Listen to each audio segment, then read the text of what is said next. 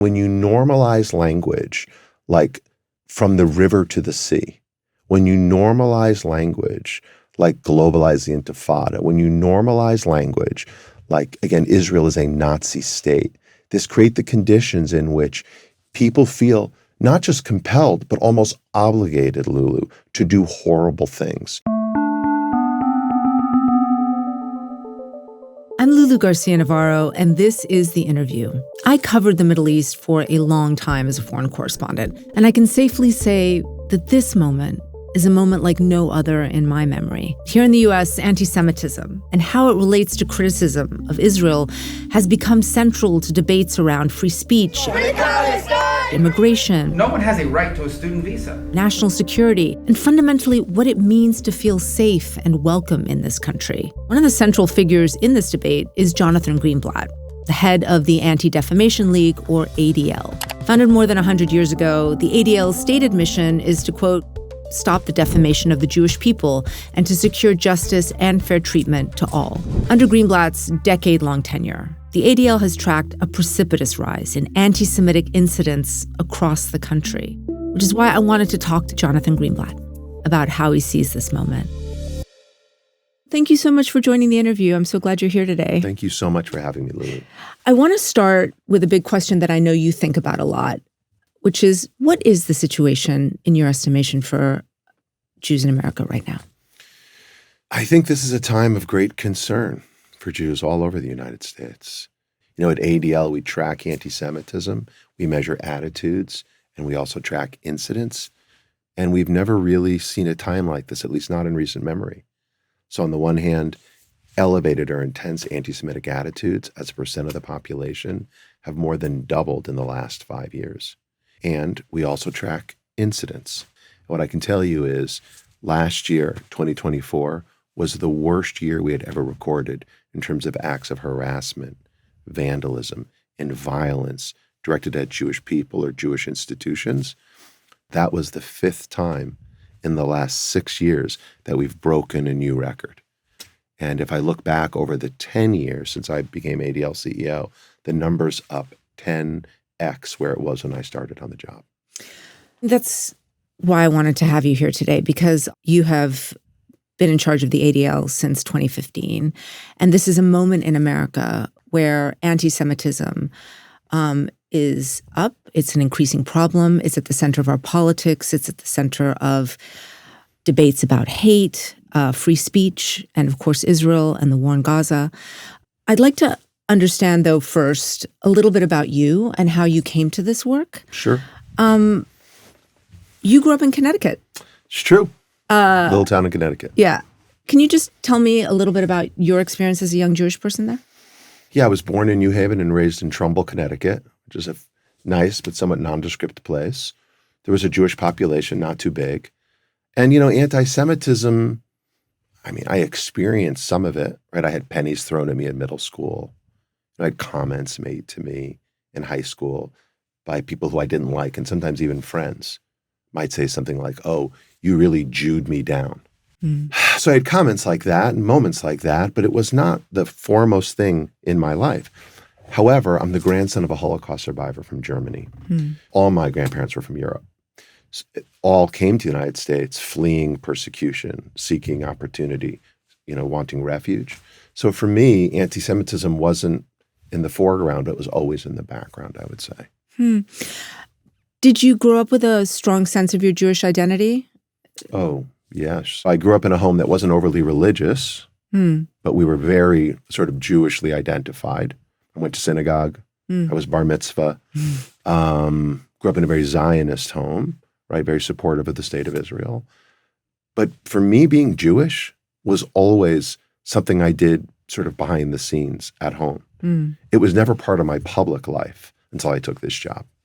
Yeah, to do a little bit of your bio. After college, you worked in both the public and private sectors. Yep. You started a bottled water company. Yep. You worked in tech, and then you went to the Obama administration. And in 2015, as we mentioned, you were hired to lead the ADL, and you took over from Abe Foxman, who had led that organization for a long time. He was there for 50 years. For listeners who don't know what the ADL is. How would you describe it? So the ADL is the oldest anti-hate organization in America. It was founded in 1913 in the wake of the Leo Frank trial. And at the time, in the United States, Jews suffered from what we might characterize today in our vernacular as systemic discrimination. Couldn't work in many professions. Couldn't go to university. Couldn't go to many universities, or their numbers were, artificially kept down. Couldn't get medical treatment at many institutions. Couldn't buy homes in many places. Went on and on. And in that moment, this man, Leo Frank, who came from New York, went down to Atlanta to manage a family business, was falsely accused of a crime, the death of a girl who was found strangled to death in the building that he managed. Falsely accused, wrongly convicted, and then ultimately lynched. He was hung from a tree by a mob. And so in that moment, ADL was founded. And what's interesting about the organization is when we were created, again, 100 some odd years ago, they wrote a mission statement that we still use today. That ADL was created to, quote, stop the defamation of the Jewish people and secure justice and fair treatment to all. So long before theories of intersectionality or notions of social justice were prevalent, the founders of ADL, at a time when Jews in this country were a small minority, still are, but were, didn't have much cultural influence, didn't have much sort of political standing, these people thought, we will fight for ourselves and we will fight for others. Jews can only be safe if everyone is safe. Before we get to this moment, I do want to understand how the organization has changed over time or not during your tenure. I looked at the ADL's annual audit of anti-Semitic incidents for 2016, which, as you mentioned, is one of the core functions. You track what anti-Semitic incidents are happening and how many. And topping the list at that time was the rise of the alt-right. Looking from that period onwards, you start to see the focus of the audits shift. And one of the things that becomes part of what you start highlighting is anti-Israel sentiment in these audits on the left. Can you explain why that was? Sure. So first of all, I don't think the audit has sort of altogether changed by any stretch of the imagination. Like, I don't agree with that characterization. The audit may evolve relative to the times, and circumstances dictate that we respond to them, but we have a very rigorous methodological process. I mean, we are very exacting in what we count. So someone says something happened, we don't report that. An anti-Israel rally on its own, we don't count that. We only count where we can determine with sufficient conviction that there was actual anti-Semitism. So this is very important. I mean, I think last year we tracked over 5,000 anti-Israel rallies, the majority of which are not in the audit because we didn't see evidence of anti-Semitism at them. So marching down the street and saying Free Palestine is not anti-Semitic. There is this fiction that ADL or other groups look at every instance where Israel is criticized and call that anti-Semitism. That is not the case. I want to absolutely dig into how you determine this. I guess I just meant what was happening in the culture at that moment that brought these incidents to the forefront. Well, I think one thing that we because started to see— Because there is a difference from what we saw earlier. And I think there's a difference in the intensity and the pervasiveness of this sort of hate where people feel, and again, it's sort of a trend of the last decade, the last 10 years. I think anti-Semitism has been normalized in the culture. And I think people are now saying things and doing things in public spaces that just weren't the case. So I would look back at a pivotal point as 2021. So there was an Israeli action in Gaza. And suddenly here you had Jewish people being attacked in broad daylight in response to that. So I'm not talking about somebody vandalizing a synagogue in the middle of the night, although that's also reprehensible. I'm not talking about breaking the window of a kosher restaurant, again, it's reprehensible, but like right up the road from where we are in Times Square, a Jewish man was savagely beaten in broad daylight, in public. The only thing he was doing was walking. And so that got our attention. It seemed like something had changed. Now, to be clear, Like, war is bad. You've covered it. You know it better than I do. All war is bad. But it triggered something here, a kind of open season on Jews that we hadn't seen before. What do you think the reason for that was? So I think, number one, polarization and sort of cynicism create an environment where scapegoating happens. And Jews play this perennial role as the scapegoat. It's lasted throughout the ages. I think, secondly, Lulu, extremists feel emboldened. Extremists have increasingly feel emboldened, like they can move into the culture and they don't get called out. And we see it particularly on the right, where we've seen people with extreme right-wing views, literally in positions of authority. We've seen it on the left, where people with radical left-wing views are sort of moving into, again, the sort of commentariat as well. And I think it's very problematic. And I think, number three, social media has sort of whipped all of this up into a frenzy. So those things together created very combustible conditions. And I think that continues to create a very fragile, dangerous environment today. I mean, what you're describing, of course, only got more intense after the events of October 7th, the atrocities committed in Israel, Israel's response in Gaza, what we've seen there.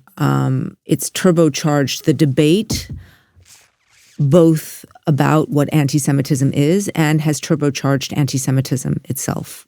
When that happened on October 7th, understanding all this lead up that you had seen and been a part of, did you think at that point that what the ADL was going to be called on to do would be different or change in some way? Well, let me explain. I'll tell you what happened. October the 7th, of course, was a Saturday, and they're 6-7 hours ahead in the Middle East. So it's the middle of the night, and my phone rings, very unusual, and I answer the phone, and it's the woman who heads up my office in Jerusalem. And she says, Jonathan, I'm in our bomb shelter in Modin. There's thousands of missiles being fired at the country.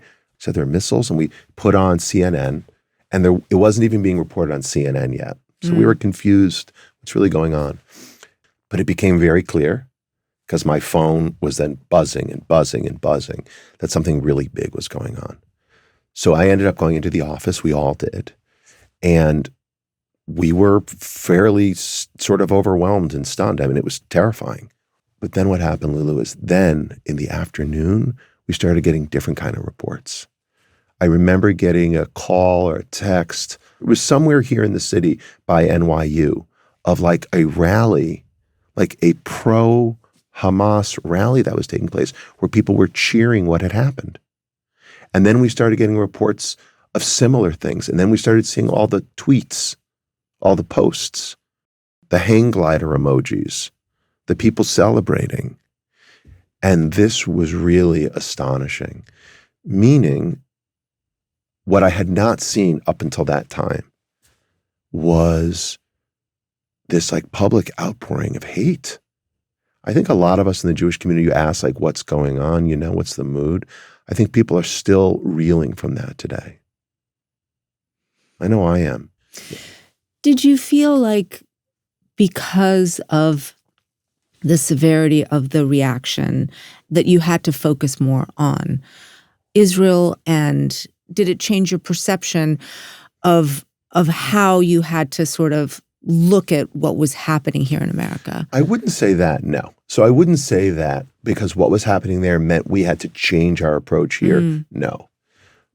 But what we did have to start to think about, we hadn't seen things before, like people graffitiing, synagogues with Free Gaza. We hadn't seen things before, like people painting red triangles on people's homes for the audience. The red triangle is a symbol that Hamas uses to target their victims. We hadn't seen that before. So to answer your question, it wasn't like, oh, there's a war over there, therefore we must change. But what it was something is now happening over here. And we've got to be paying attention to this and trying to understand, how did we get to the place where college students think it's normal to surround someone who is wearing a kippah and call them a baby killer? Like someone who is simply identifiably Jewish, suddenly being targeted and victimized by people claiming you're committing genocide. I mean, obviously holding Jewish people or any group of people collectively responsible is anti-Semitic or, again, racist or xenophobic. The prevalence with which that is happening here totally astonished me. I wouldn't have guessed it. I mean, we've seen indisputable acts of anti-Semitic violence. I mean, we have the fatal shooting of 2 Israeli embassy employees in D.C., the firebombing in Colorado in June against peaceful protesters calling for the release of the hostages, arson at Pennsylvania Governor Josh Shapiro's home. So there have been many high-profile cases of violence against Jews in this country, and that is terrible. There is a debate that I want to understand a little bit more, your perspective on, about what constitutes anti-Semitism in this country. Yeah. I mean, because we have pro-Palestinian speech, we have criticism of the Israeli government, we have anti-Zionism, and we have anti-Semitism. So how do you distinguish between those? Look, criticism of Israel is not anti-Semitic. If you're looking for an organization which criticizes the Israeli government, Israeli politicians, Israeli policies, I point you to ADL.org because we do it. There is a robust debate in the Jewish community, and I think you see heated criticism in the Jewish community of policies of the Israeli government. When it crosses a line is when it's not a criticism of Israeli policy per se, but we see things like, for example, number 1, the demonization of all Israeli people. So demonizing an entire group of people for a policy of government you don't like, I would say that's anti-Semitism. Say, secondly, delegitimizing the state itself, its right to exist. And then number 3, double standards. When you use double standards when you talk about Israel versus other countries. So when I see demonization or delegitimization or double standards, that's where I think about, is this really criticism of Israel or is this something else? Now, let's talk about anti-Zionism. And by the way, to talk about anti-Zionism, we talk about Zionism. Please define it. We'll talk about it. So Zionism is, simply put, the right of the Jewish people to self-determination in their ancient homeland. That's what it is. Zionism is essential to the Jewish tradition. The idea of Jews returning to Israel, we've been talking about it since Moses, literally. Political Zionism is newer, 125 years, but that notion of self-determination in the homeland doesn't exclude Palestinians, doesn't exclude any other group. It's saying Jews have the right, this sort of liberation movement, to go back to where they're from. Anti-Zionism is the belief that Jews do not have that right. It is an ideology which is committed to saying we will do what we can to prevent Jewish self-determination in their homeland. Anti-Zionism is an ideology of nihilism, Lulu, which would literally seek to not just delegitimize, but eliminate the Jewish state. And that's very problematic. So you have equated anti-Zionism with anti-Semitism. It is. And I will say that in preparation for this conversation, I talked to a lot of different people. And one of the things I heard is that anti-Zionism for them is a desire to have the rights of Palestinians be equal to the rights of Jews in Israel and the Palestinian territories. The idea of sort of, I guess, the one-state solution, if you will. Is that definition of anti-Zionism to you anti-Semitic? Well, look, if you believe that only Jewish people don't have the right to self-determination, that's anti-Semitic because it's holding out Jews to a double standard you don't accord to other people. So if you believe my definition of Zionism, which is really not my definition, it's widely accepted, it's peculiar to me how anti-Zionism isn't the opposite of that, how people choose to interpret it, to embellish it, to sort of dress it up as something other than what it is. But the reality is, if you believe how I laid out Zionism, then anti-Zionism is pretty simple. I think the challenge is if someone defines their view of anti-Zionism in a way that allows for Jews to exist in a state of Israel, but that grants Palestinians rights, but you're seeing that as anti-Semitic. People don't feel like they have the space to have a different view without being tagged with something that, as we have already established, is pretty serious. Well, let's look, in fairness, I can appreciate that for some people, this idea is an abstraction, right? Oh, anti-Zionism, it means such and such to me. I get that. But let me tell you what anti-Zionism doesn't mean to me, but what it results in. It's a lunatic trying to burn down the governor's mansion with his family sleeping in it because of his, quote, position on Palestine. It is, again, firebombing elderly people because you want to, quote, end all Zionists. In talking to people who are self-described anti-Zionists, starting with the idea that that is the way that they feel that everyone should have rights in Israel and Palestine and Palestinian territories, to then extrapolate that they are somehow connected to murder, arson. I am not connecting those people, Lulu. But that's kind of a sleight of hand and not fair. No, but I'm really not trying to do a sleight of hand. I'm just trying to understand. You say that anti-Zionism leads to, that is the inevitable sort of end to this kind of belief. And so I think what people would say who might hold those beliefs is that is a sort of exaggeration and sleight of hand, because they don't want the annihilation of Jews. They might not want that. They might not understand what it means. They might not be steeped in the context. They might not be familiar with all of the history. But all I know is what I see every day. All I know is the thousands and thousands of people who contact us because they have been, as I've described already, targeted and victimized, not because of what they believe, but because of who they are. And again, when you normalize language like, from the river to the sea, when you normalize language like globalize the Intifada, when you normalize language like, again, Israel is a Nazi state, this creates the conditions in which people feel not just compelled, but almost obligated, Lulu, to do horrible things. So I think ideas have consequences, and it starts with words.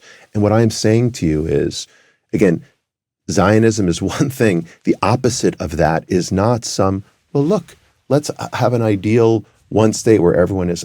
I'm not talking about that. I'm focused here in America on the felt experience of Jewish people.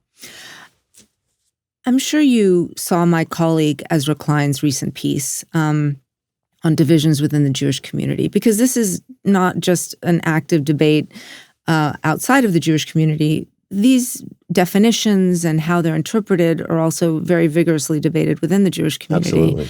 And in that piece, he argues that the war in Gaza and Israel's actions over the past year there have broken the consensus around the central place Israel has for American Jews. And there was this one line in the piece that really struck me about how we think about the idea of self-determination. And he writes, and I'm quoting here, "The question is not whether Israel has the right to exist, it is whether Israel has the right to dominate." Israel does exist, right? But the question is, does Israel have the right to dominate, which is what has caused so much consternation about how Israel exercises its right to exist. So it's just important that I come back to my focus really every single day is the lived experience of Jewish people here. So I am not someone who is opining on the politics and the geostrategic issues. That's important. Ezra has the luxury of doing that as a columnist. I don't. The reason I delve into this is because you brought it up when we are discussing words like anti-Zionism. At the crux of that debate, of course, is this idea that you believe anti-Zionism means the destruction of the Jewish state, and other people interpret it as the current incarnation of how Israel expresses its right to exist over the domination of the Palestinians. Like, again, I just disagree with this. I disagree with characterizing something with this phenomenon as something that it isn't. Okay. So again, I come back to that, and I won't concede that point because I don't think it's correct. And then secondly, as it relates to Israel, look, the reality is the country inside the state of Israel has equal rights for its Arab citizens, whether they are of the Druze faith or the Christian faith or the Muslim faith, whether they self-identify as Palestinians or Bedouins or Arab Israelis. You've spent a lot of time there.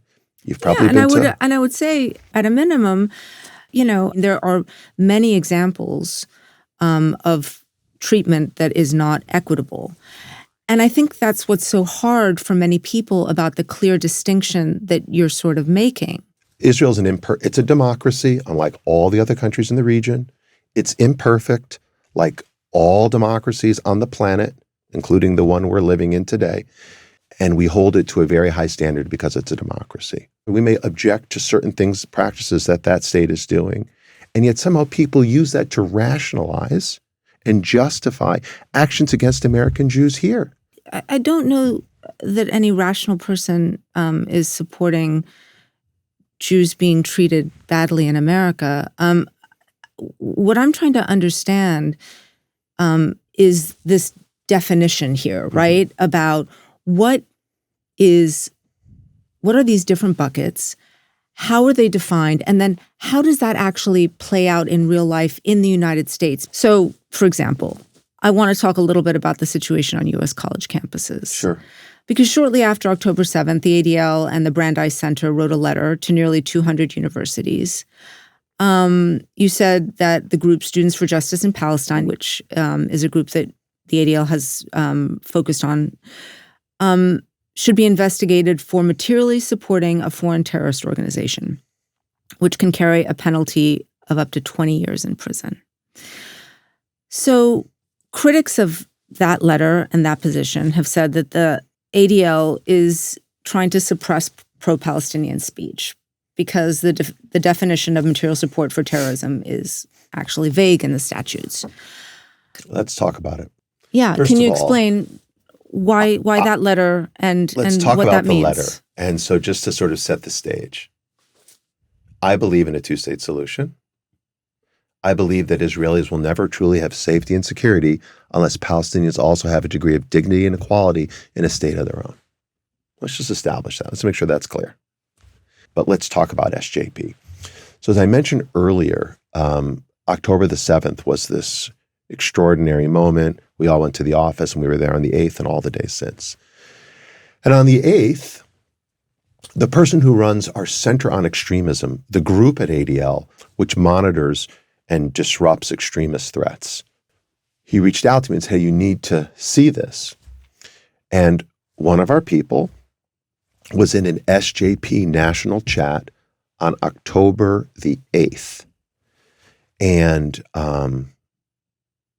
in the chat, they released or published for people to use who were in the SJP chat an organizing toolkit, discussion guides in plural, and talking points about what had happened on the 7th.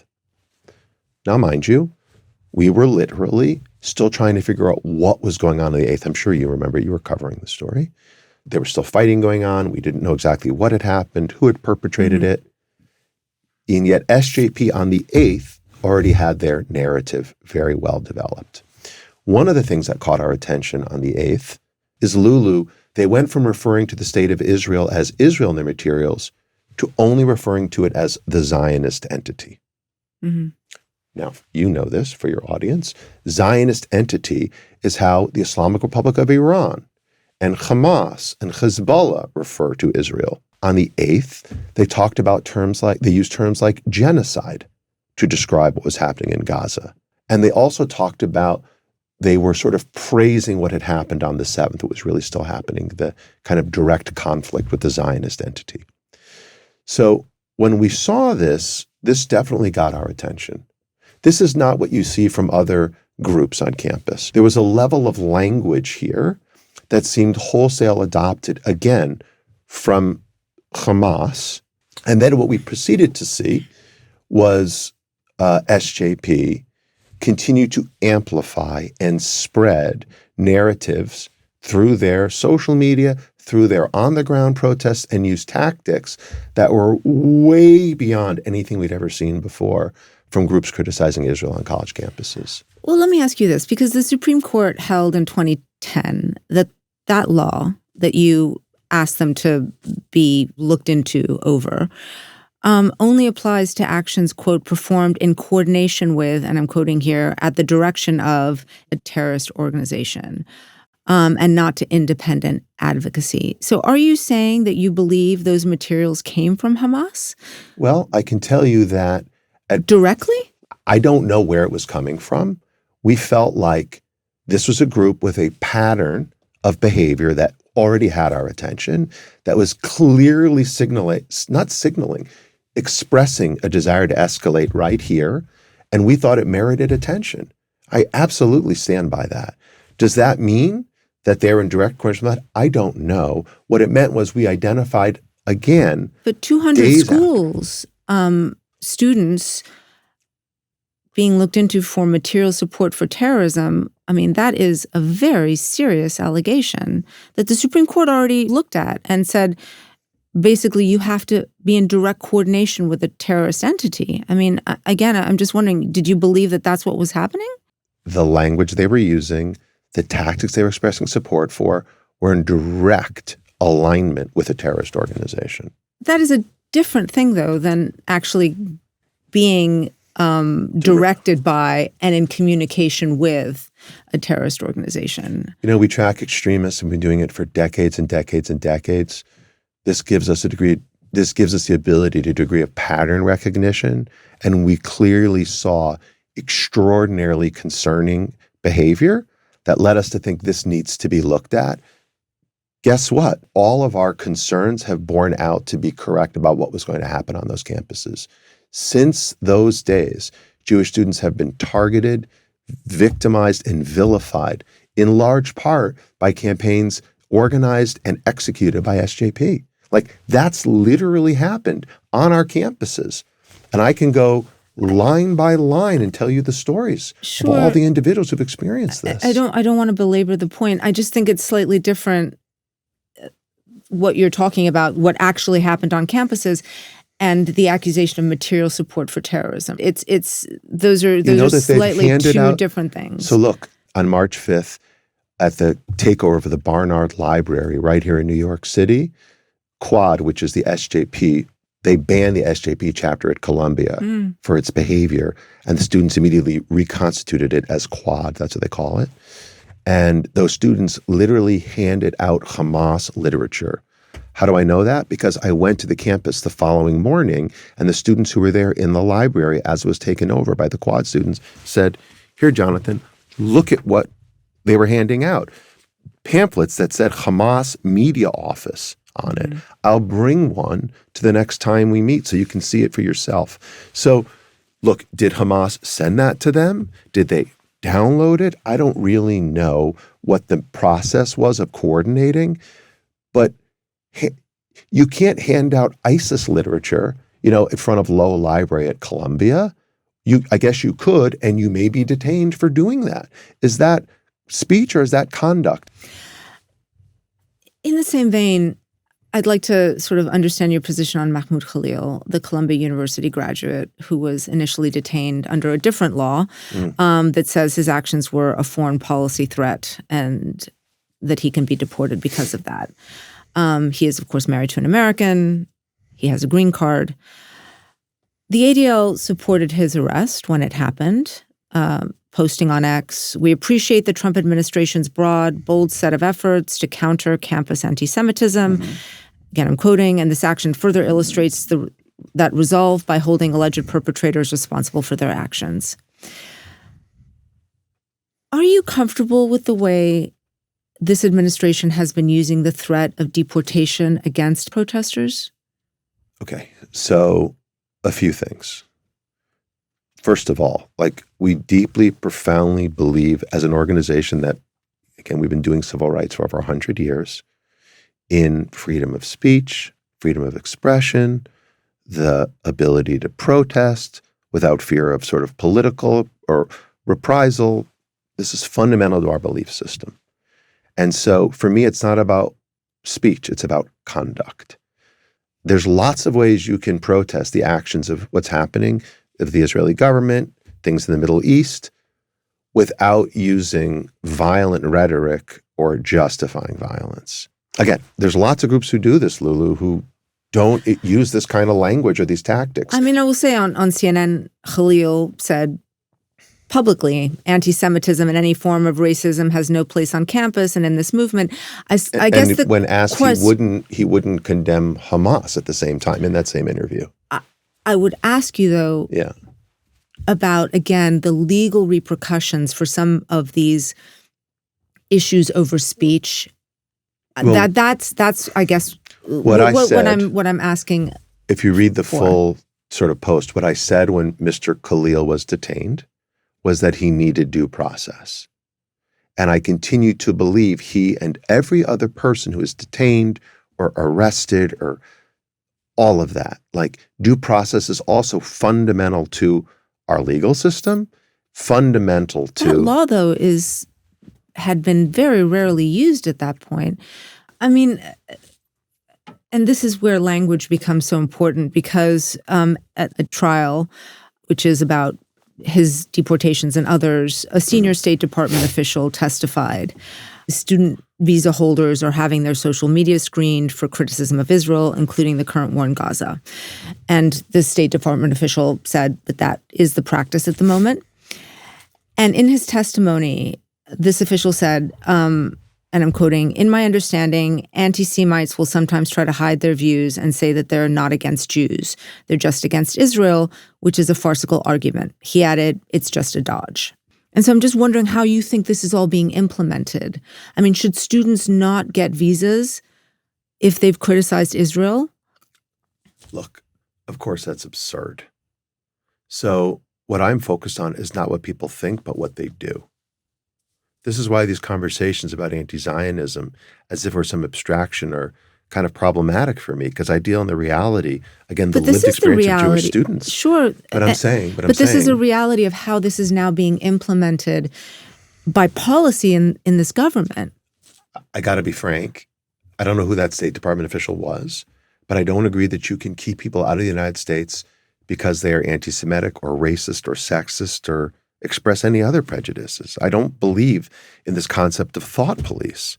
That's not what we do at ADL, and I certainly wouldn't want to see that codified, into the criminal code. I mean, one concern that I've heard is that, and again, referring to what the State Department official said and the actions of this administration, is that this government might be using anti-Semitism selectively to screen people with whom it might be ideologically opposed. Well, obviously that would be a problem. Like, I don't think anti-Semitism should be used as a political football by elected officials from either side.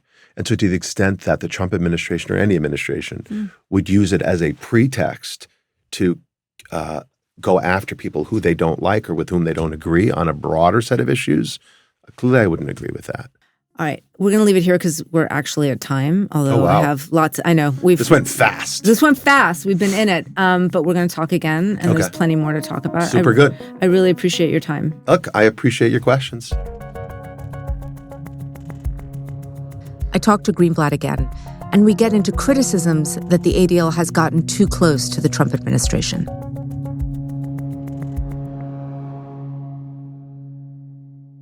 Hi. Nice to see you again. Nice to see you again. Since we last spoke, as you know, a lot has happened in the war in Gaza. And, there is mounting outrage in Israel over terrible images of one of the hostages having to dig his own grave, looking incredibly gaunt. And we've— Starved, I think is the word. I think starved is the word. And we've seen a mounting international outcry that has also been voiced in Israel over the mass starvation in Gaza. The beloved and prominent Israeli author David Grossman has now called what's happening to Gaza a genocide. And he said that with immense pain and a broken heart, that the occupation has corrupted us. That's a quote from him. And I did wonder what you feel about that characterization coming from someone who's often seen as a moral compass in Israel. Well, look, I think David is an extraordinary author and in many ways one of the muses of the Jewish state who sacrificed so much. I don't begrudge him at all of his heartfelt opinions. Look, the situation in Gaza is a tragedy of immense proportions. The suffering, the starvation, it is heart-wrenching. And like, it pains me every day. I would never purport to be a moral compass like David Grossman, but I do feel that my job requires me to have a kind of moral clarity. And on the use of words. On the use of words. This is what we've been discussing in different ways. Yeah. And so I guess having heard that the word genocide is viewed when used against the Israeli state as basically an attack on Israel's existence itself, I just wonder if you view it that way or if you don't. Well, again, like, I don't begrudge David. I do think what's happening in Gaza is a terrible, catastrophic situation. I don't think it's a genocide because that's a legal definition, which means an intentional effort. And I don't have the dictionary in front of me. I have it here. But it says, intentional. Okay, what does it say? I mean, it's a UN, right? We should say it's a legal definition. And it says any of the following acts committed with intent to destroy in whole or in part a national, ethnical, racial, or religious group, such as killing members of the group, causing serious bodily or mental harm to members of the group, deliberately inflicting on the group conditions of life calculated to bring about its physical destruction in whole or part, imposing measures intended to prevent births within the group, forcibly transferring children of the group to another group. Well, so in fairness, I don't have that definition in front of me, right? And I haven't read it like you have before this. But what I'll simply say is that I don't believe the Israeli government is committing genocide. I don't think they're intentionally trying to destroy or annihilate a group of people. I do think this is a war that was started by Hamas. I do think Hamas has made the decision to black market and hoard the aid that comes in. The Hamas government has chosen to build tunnels below, not to create protective structures above. So we could ask ourselves questions about who is really bringing the catastrophe to the Gazan people. But look, at the end of the day, for me, it's not about how we define these things. Again, we talked about this last time. Anti-Zionism is an interpretation. It's a fact. And the pain and hunger and tragedy in Gaza is a fact. And the deaths of civilians are a fact. And the status of the hostages is a fact. So the facts compel me to say, without any hesitation, this war needs to end. The hostages need to come home. The aid needs to flow in. And we need people on both sides to be able to live in some degree, some modicum of peace. That's what I want.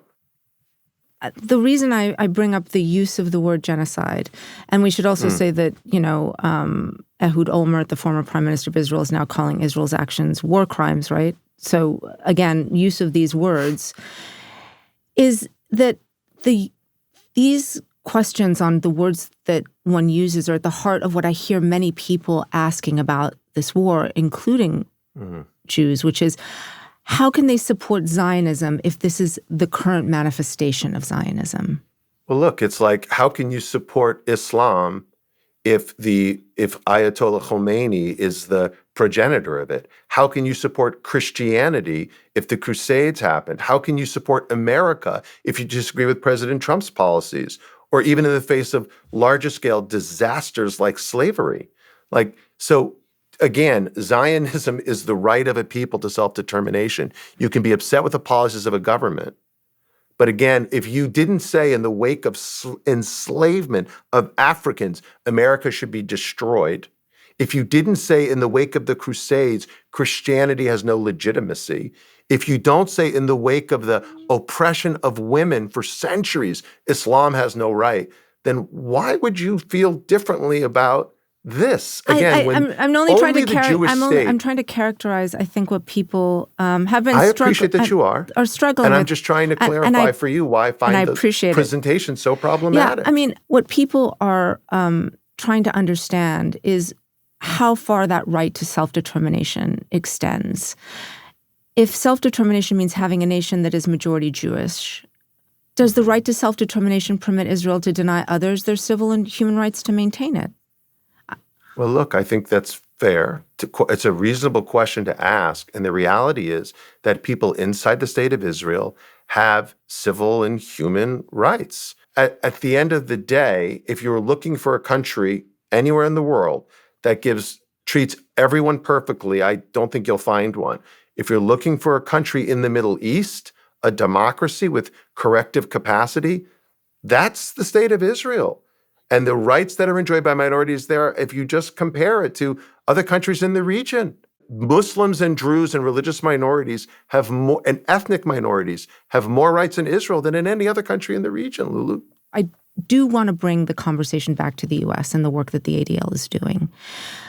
You know, the ADL just came out with a report rating states on how they're doing on combating anti-Semitism. Can you talk me through briefly why you wanted to look at states? What was the sort of purpose of breaking it down in that way? Because I think it's the first time you've done it, right? First time we've done it. So we call it the Jewish Policy Index. And indeed, it takes a state-by-state view about policies and practices to evaluate how they are doing in the work of fighting anti-Semitism and hate. It's data-driven. It's grounded in evidence. You can see that we basically tiered the states into 3 different categories. Let's say okay, better, and best. And we lay out why we think they are doing as such. Again, what are their laws? What are their practices? What are their policies? So that a state that is okay can see the path forward to do better. And it's a work in progress. My hope would be is that over the next year and the ensuing years, we'll work with all of the states, again, Republicans or Democrats, whoever might be in office, to try to demonstrate how they can pursue a path forward that will again keep their Jewish citizens as safe and secure as possible and allow them to enjoy the same rights, the same privileges as do all other people in that state. You know, on this idea of working with both parties, The Forward, which is a progressive Jewish outlet, reported a few months ago that in a speech to Republican attorneys general this summer, you know, you said that student activists were frothing at the mouth, looking like they just came out of Mosul. You said that there is a convergence of what I call the radical left and Islamist groups here in the U.S. And you praised the Trump administration's punishing of universities like Harvard and others, saying, God bless Secretary McMahon, referring to the Secretary of Education. I know you made those comments in what you consider to be a closed-door meeting where there were Republican attorneys general. But is there anything you'd like to clarify about that? Absolutely. So number one, I certainly was talking about activists, but only those who are completely masked, who don't show their identity, who are dressed like other people we've seen, unfortunately, on the field of battle, and those student activists who are screaming and harassing and threatening other students. So that's number one. So when I say frothing at the mouth, I was referring to that very small percentage of these activists. Number two, I also talked about, as you said, the administration's approach to dealing with the anti-Semitism at campuses, and I praised Secretary McMahon. And I should say right here up front, I worked with the prior education secretary, and I've worked with this education secretary. And I credit the Biden administration for their national strategy to counter anti-Semitism, a really important document. No one had done what the Biden administration had done before in elevating anti-Semitism to a federal priority. And ADL, in full disclosure, worked with them on that, and they get a lot of credit for adopting the plan. And then I give credit to the Trump administration for actually implementing aspects of the plan and taking a strong view, again, in the face of real, not imagined, real acts of hate, real acts of discrimination. Now, that being said, I praised Secretary McMahon in that meeting. Maybe I went a little overboard saying, God bless. And at the same time, when I met with Secretary McMahon, I met with her in her office and told her, yes, I appreciate what you're doing on these universities leaning in. And I'm worried about overreach because going too far could not only, harm the universities, it harms our whole country. And the fact of the matter is pulling back funding for research can have lots of deleterious impacts. So I said to her and to the Anti-Semitism Task Force, yes, lean in, but don't go too far. What would be a sign that this administration has overcorrected in your view? That's a good question.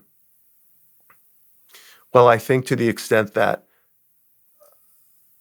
research stopped happening, PhDs stopped being granted, breakthrough innovation was halted, those would be things that would be evidence to me of it going too far.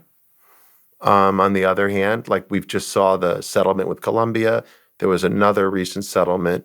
Those are encouraging because it shows me that schools demonstrate they're going to take this seriously, and the administration shows that they're going to work with them and reinstate the funding. That's a good outcome for everybody, I think. I've heard the concern and the criticism that the ADL is sort of increasingly aligning itself with the administration, with Israel, with the right, and it's sacrificing its longstanding commitment to broader civil rights. I mean, in between our two conversations, there was a New York Magazine article that came out sort of reflecting some of those criticisms, which you have roundly rejected, we should say. But I'm wondering, do you see how the intensity of the language you used in that meeting could lead someone to that conclusion? I mean, first of all, the piece that you're referring to relied almost entirely on vague, anonymous sources. I'm surprised that you're even asking me about it, to be honest. That being said, again, we helped to write the national strategy to counter anti-Semitism, released by the Biden administration. We were deeply involved in that. We are working as well with the Trump administration. This is what we do. I just don't even agree with the premise that we are somehow aligning with the right or aligning with the administration. We are an institution at ADL, and one of the features about being an institution is you work with the other institutions. So I get and I take the feedback and I hear the criticism, and I simply would say, again, we've worked with presidential administrations over generations, right and left. We don't agree with them on everything, but where we can find common ground, we try. And where we have a point of disagreement, we make that known. Last few questions. I want to keep going. I appreciate it. And I appreciate you engaging with what are thorny and challenging questions that are part of our national debate. And I know you've looked at a lot of the polling, as I have, that Israel's lost a lot of support, even among Jews, especially among young Jews. Do you ever worry that you might have positioned the ADL in such a way that the younger generation of Jews won't see you as defending them and the things that they believe in? Well, it's interesting.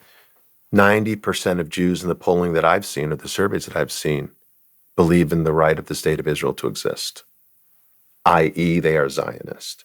And so to young Jewish people, the vast majority of them identify with and feel positively about their Jewish identity and have a strong association with the state of Israel. All the data shows this. And so I think the majority of them, from whom I've heard, appreciate the work that ADL does for them in their communities.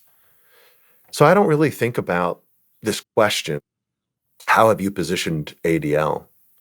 ADL has had a core position. So you think young Jews who might self-describe as anti-Zionist or have problems with the state of Israel at the moment, you think that they should... Come on. No, but...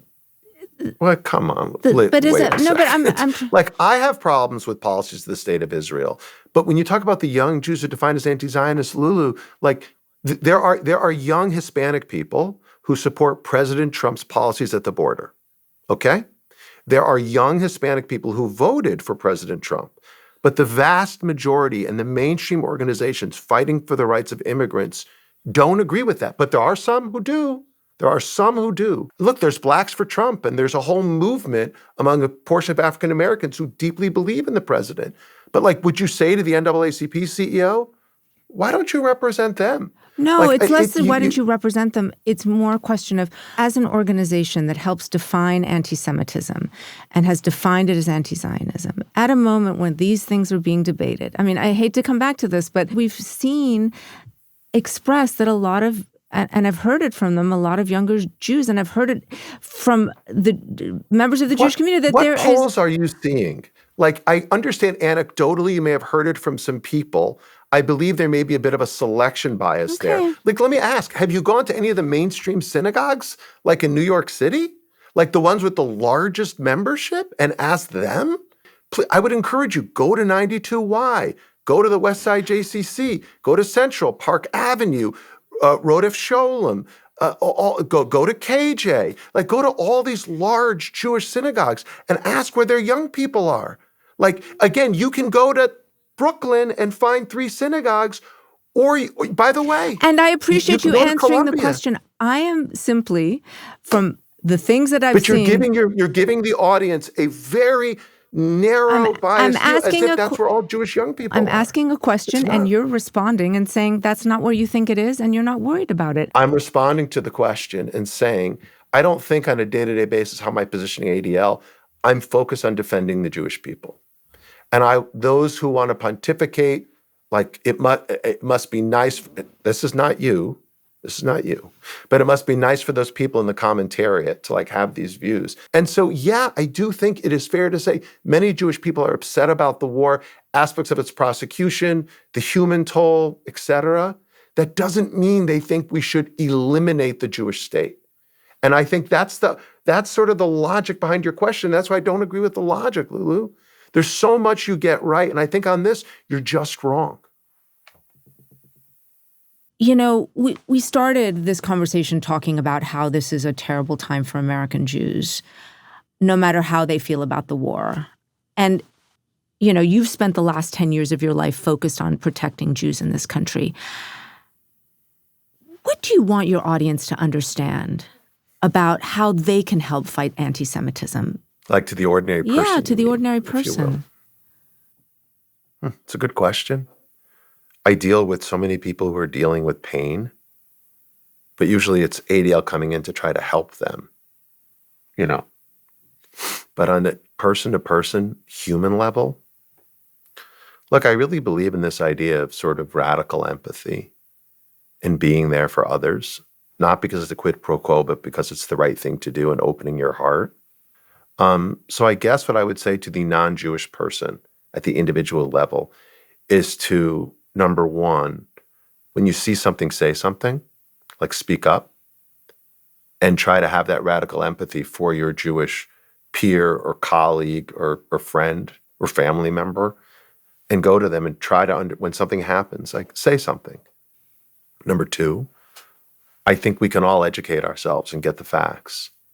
And I think for me, in an environment where, again, young people aren't getting their news from the Times, but from TikTok, I think it behooves all of us to try to be, if you will, digitally literate, right? And so to take information from a variety of sources, we better understand the issues rather than taking one source and thinking, oh, now I know it all. And then I think number three, I think showing up matters, you know?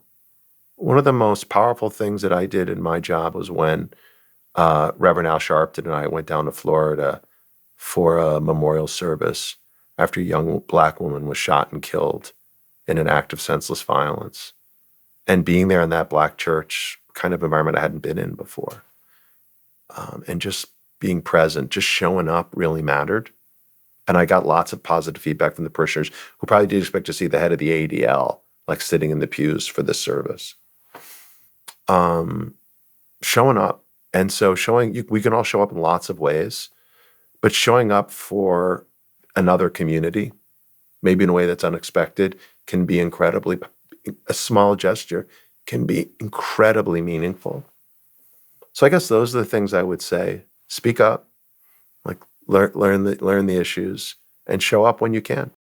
Gaza has frayed a lot of relationships. I've seen it, you've seen it, institutions, governments. And I'm wondering how you look at that at the ADL, because you have been in the crux of many of these debates. And they are controversial and they are difficult, as we have seen. So how do you think an organization like yours comes out the other side of it? Oh. So let me break this into different parts. So number one, we deal with anti-Semitism, and I'm afraid that the anti-Semitism we've seen to rise to such high levels, I hope and believe it will come down. I don't know if it's going to get back to the levels we were at, say, in 2015, 2014, 2013. I worry that increased anti-Jewish hate is now part of the norm. I worry about that. I just do. And so we're going to have to cope with that reality, like it or not. I worry about communal ties that have been frayed between the Jewish and Muslim communities for sure in particular.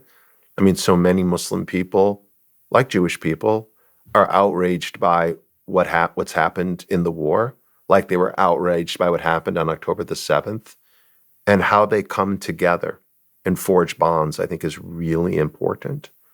Yeah. And I just worry on a day-to-day basis, again, about these Jewish people having a sense of insecurity. I was just talking with a family, their Jewish child is at summer camp. They had security drills at the summer camp. Like, that's crazy. At a Jewish summer camp having security drills. But they have a whole new, what would you call it, like protocol because of the fear, very real fear of threats. And I worry that that's the new norm, Lulu, that that's not going to recede, that will become institutionalized.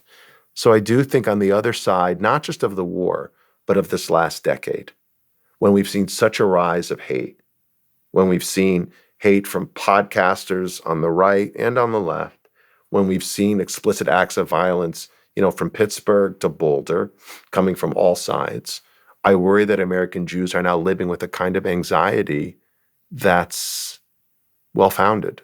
And the work to turn that around, the work to get back to a mean where Jewish people, like all people, can feel safe in the places where they worship, in the places where they work and live, that's what I want to see us get back to. And that's going to be really hard. And I think it's going to take a long time. Jonathan Greenblatt, thank you very much for your time. Thank you. I appreciate you. And look, I know sometimes this, again, the conversation can be hard and get heated, but I don't take any of this personally. I hope you don't. I think this is all professional. Of course. And I have nothing but gratitude, honestly, nothing but gratitude for giving me the opportunity to talk with you and to share my point of view. So thank you for that, Lulu. Really, really thank you for coming on. I deeply appreciate it. That's Jonathan Greenblatt. We reached out to National Students for Justice in Palestine and Columbia University Apartheid Divest. Neither group responded to requests to comment on Greenblatt's claims about their organizations in this interview. But SJP has previously denied the ADL's claims that they have provided material support for terrorism.